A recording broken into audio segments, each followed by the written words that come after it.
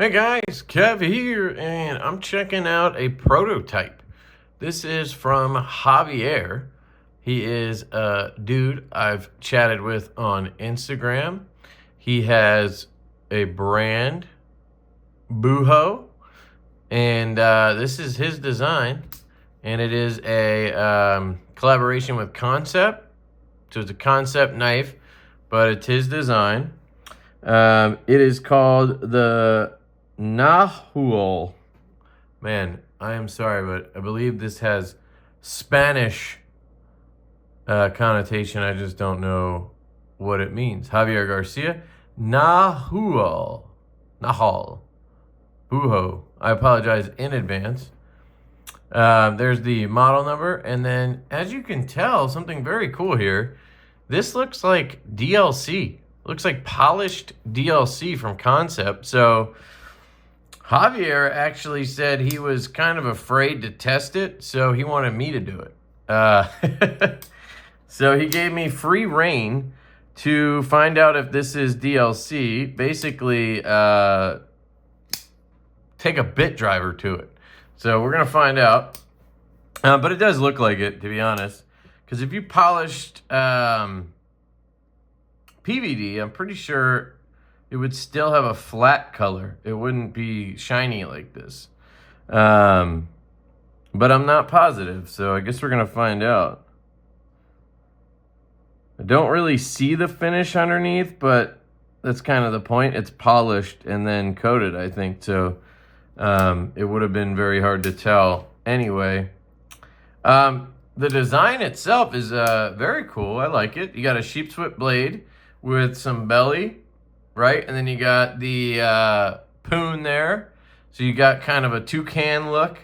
It's got a little bit of like a scrunched up stout kind of look. Like if you took this blade and kind of like shoved it together, that might be sort of similar. I don't know. There's obviously a lot of sheep's feet out there. The harpoon is pretty pronounced. So you really kind of lock your thumb in there. The poon kind of reminds me of the Sparrow Knife Co. Strix. I like the hole shape. It's got that half moon look to it. And sometimes I have to say this just so everybody's clear. But when I mention other knives, I'm not saying this guy copied whatever. I'm just using, that's what my brain does. My brain matches designs together and then kind of, you know, so like I see a knife and I'm like, that looks like a blank with a blank blade and a blank handle. It doesn't mean it's not unique. It just means that my brain is operating that way. That's how it works. Just want to make that clear. But yeah, you got a good amount of belly there, and then it kind of like straightens up a little bit as it gets to that tip, which is interesting. Kind of curious how this cuts, because like there's a lot of belly. Like here's my mini growler, which is all belly, and you can see they're very similar. Very similar in the amount of belly they have. It's just that the growler continues to curve up to the tip, and it's, you know, a drop point where, you know, yeah, it's a drop point, but it kind of looks like a sheep's foot a little bit. But this curve, and then it kind of straightens out, and then it hits that tip. So unique way of doing it, but you get a lower tip, so you can get to that tip a little quicker. Obviously, with the growler, it's a little more difficult, but it's still a good utility cutter. Here's a size comparison then, I guess. This is the mini, so just keep that in mind. Yeah, it's a bit bigger than that. Let me get this off the table so you guys can just check this out. We're looking at a 3-inch blade, maybe just, yeah, literally 3 inches. And then the handle is 4 inches. So you have a 7-inch knife here. And it has an interesting axis lock on it. So you guys know I'm not a fan of the axis lock, usually anyway. There's instances where I've liked it, like the TRM Bulldog from, well, TRM, Three Rivers Manufacturing. Here's a size comparison with that. Might be a good one. Yeah, almost identical. So I really like the crossbar lock on this. The river lock, very smooth, just fires out. Really good EDC knife. But on this, man, I gotta tell you, the spring is stout on here. Like, this is not a super lightweight blade, right? And it really requires some force to get it out of there. And then that basically means you're not going to fail it because you're using so much force that the spring tension is really good on it. I'm hitting the frame. Let me try to do it without the wrist. It's kind of hard. I keep hitting the frame with it. Yeah, left-handed. A little bit easier for me lefty. Yeah, I can do it. But you can see it pull it in. But I like the reverse flick. Now, would I like it better if this was a liner lock or a compression lock with button or something? Yeah, I would like it better with a real detent. It's almost, this is some feedback I'd have, is it's almost like heavy. It's hard to explain. Like the spring tension is almost heavy to where like it kind of, if I did that like 20 times in a row, I think my finger would hurt. So it almost makes the blade feel like it's really heavy and you have to really whip it to get it out. So I don't know if that's the spring or just, you know, heft of the blade. I mean, it doesn't feel super lightweight, but you know, it doesn't feel like stupid heavy. That blade, I think it just has a lot of meat on it. Interesting. I do like the design. I love the purple haze, fat carbon, of course. They have a blue clip, which is very interesting on a purple scale. I've never thought to do that. I did want to check something. Since he was going to let me hit it with a bit driver, I'm sure he won't mind if I unscrew a clip screw.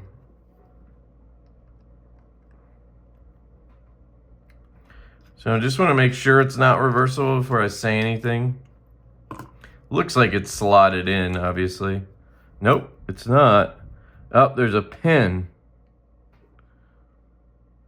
So why on earth why didn't they put a little hole on this side? Then you would have been able to reverse it. I mean, it's literally all you need to do. I just want to make sure there's not some random pin under here that I can't see. I don't think so, no.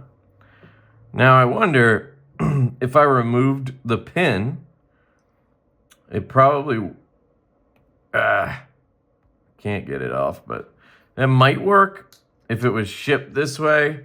For lefties, you might be able to just pull that pin out with needle nose or something, and then you could try to mount it. But I'm sure Javier has said something to Kansept that it should be lefty friendly. So hopefully that gets sorted out in production, because I mean, you're literally one little tiny hole away, so she said, from having it be ambidextrous, you know? So let's put this back together and then we're going to test the DLC. All right. Please don't get angry with me if this goes awry. I grab a cloth here. Clean it off. So let's just see.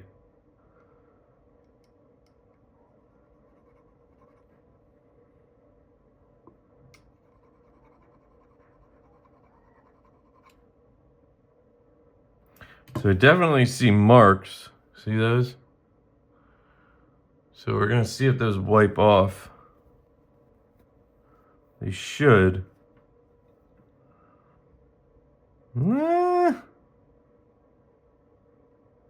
And they kind of did, but I can still see.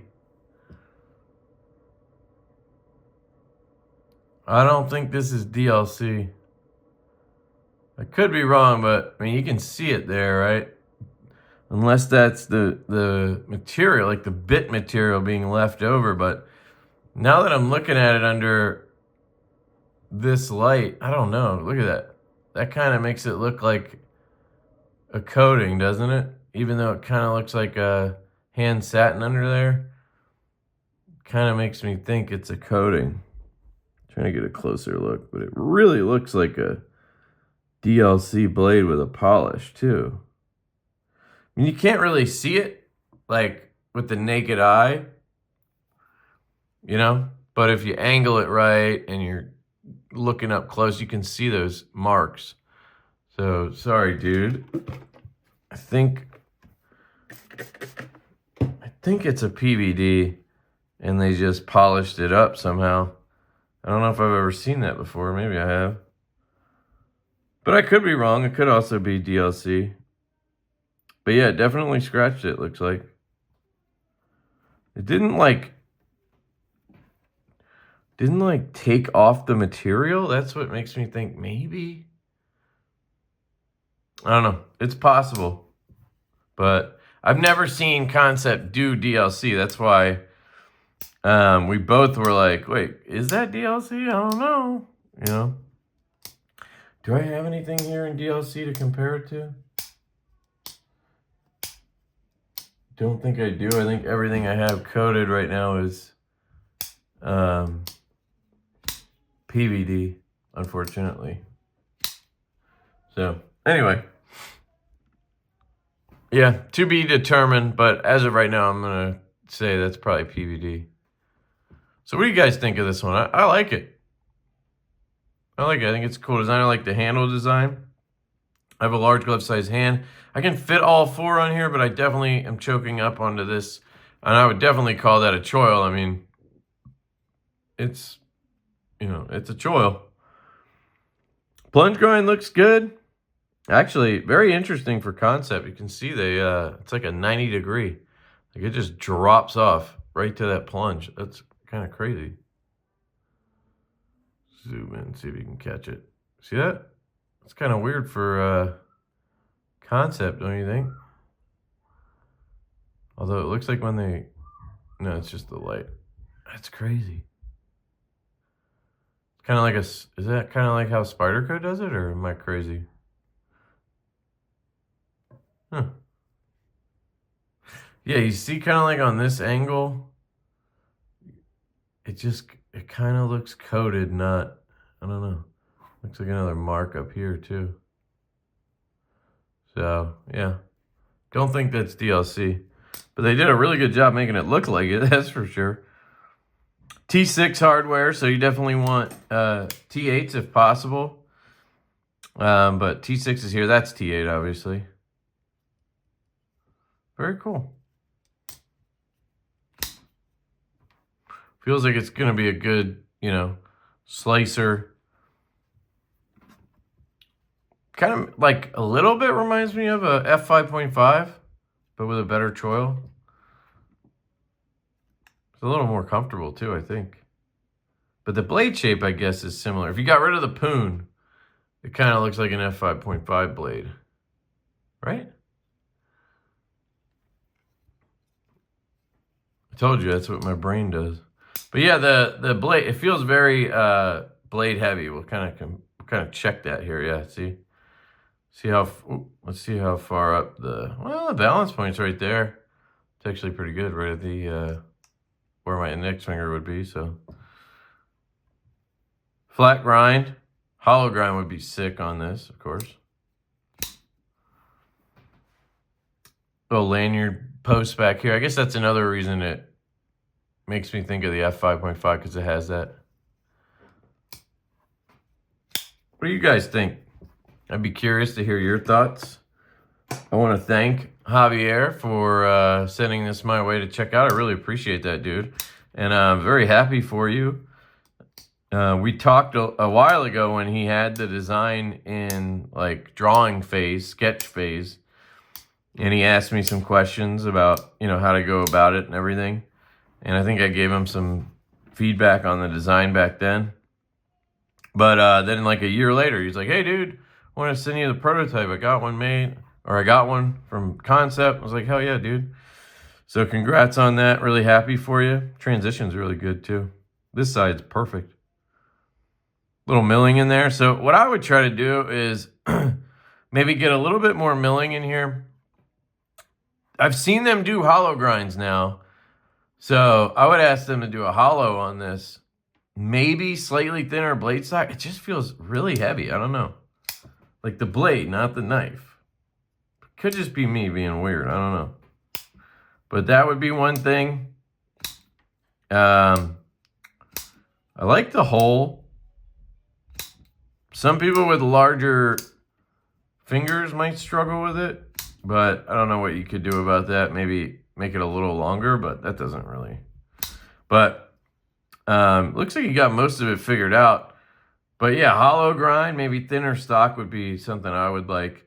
And then definitely, you know, absolute worst case, just have them add that tiny little hole here so that it can be reversed. I mean, you would have this screw here hiding it, and then you would just have one little pinprick hole here that would be exposed, and that would be it. And the knife would be reversible. I mean, that would look great, in my opinion. Honestly, the way the clip is designed, I thought it was seated into the scale. I thought it was milled out. It's not. So it's a really cool way that they did it, and I can move it, so there's that. You can see here, I can shift it pretty hard, actually.